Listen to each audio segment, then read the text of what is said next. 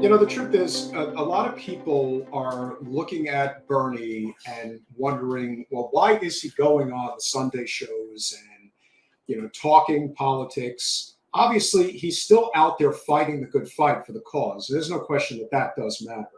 But the reality is they're going to bring up the fact that Cornel West is running for president and he's running outside of the two-party system.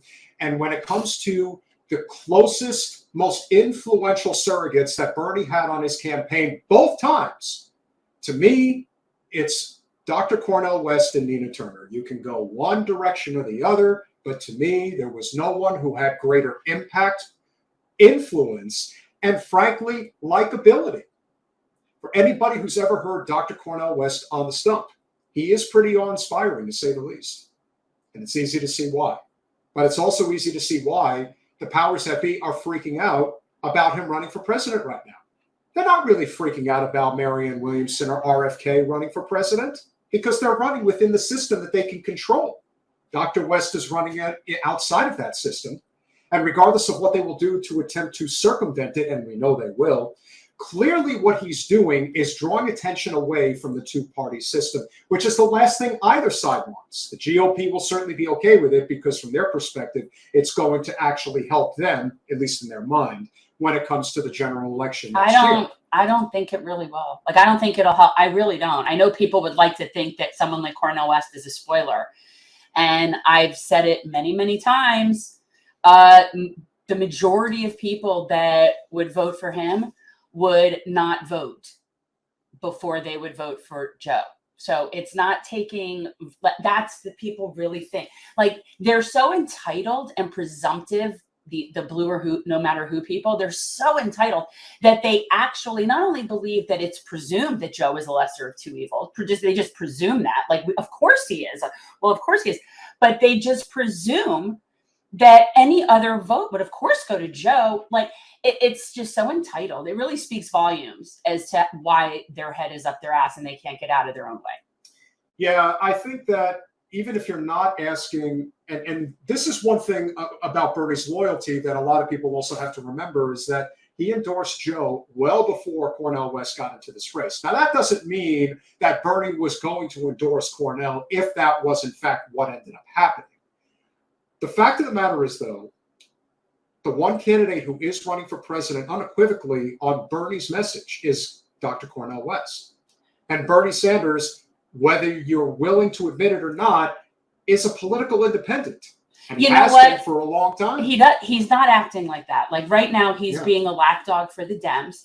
And it's very clear. It isn't that, like you said, it isn't so much that he endorsed Joe because Cornel wasn't in the race, right? It was how early and for nothing.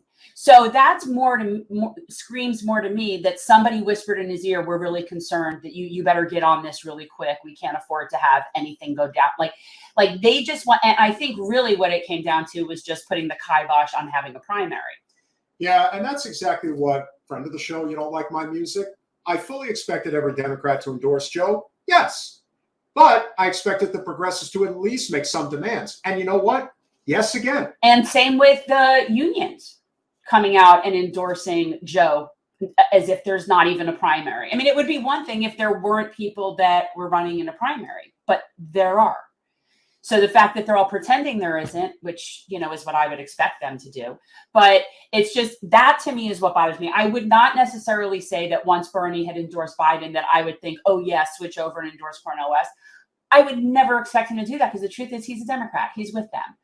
And whatever, but it was how early and just for nothing. It was really just falling in line.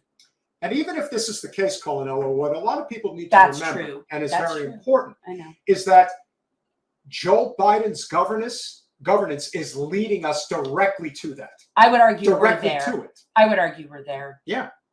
So why do you think we're there? So why do you think Trump is leading in the polls right now, and he's potentially facing jail time? While he's got 4 indictments against him, and regardless of whether it is, and here's my theory on this. I have 2 thoughts about Trump's indictments. Number one, yes. Has he committed crimes? 100%. Is it politically motivated? 1,000%. And you know why no one gives a damn? Because this is a witch hunt to get him taken I down. hate that. Please stop saying witch hunt. It is a witch hunt. No, it isn't a witch hunt. Please stop saying that. It's offensive to people that I know that are witches. And by the way, that it like mocks a historical situation that was legitimate, when in fact Trump is a guilty, corrupt person who is being prosecuted. All right, so fair enough. So my point being is that the reason I truly believe that it's like everyone looking around saying, how are people still supporting Donald Trump? Blah, blah, blah, blah, blah. And all I'm thinking is, if Donald Trump was being treated the exact same way that everyone else on Capitol Hill, starting with our Congresswoman, who is an absolute cheat when it comes to the criminal justice system, she's an inside trader of the highest order in countless amounts of money that you can't wrap your head around, including war profiteer. Should set her up with like some sort of cage match with Martha Stewart. That would be freaking hilarious. To me, if ones want to know why people are just so ready, willing, and able to say the hell with it, let's take Trump again, this is why. It's sort of like when people are saying that somebody's a spoiler, I'm sitting here and I'm thinking, you cannot spoil what's already been rotten. And you're not even attempting to right. You have it opportunity. Well, that's and that's the thing. You want my vote. I really do have like a list of demands. Yeah. I have a pretty good list of demands, and I would take a handful of those things. And that's why right now, more than anything else, if you want to talk about what the progressives, if you want to call them that, are not actually doing right now to make those demands of the president is extremely weak. This is as weak of an incumbent that we have seen now listen, I think George W. Bush in 2004 could have been defeated if Wesley Clark was the nominee. Instead, they got John Kerry, but I digress. This is the weakest incumbent since Jimmy Carter.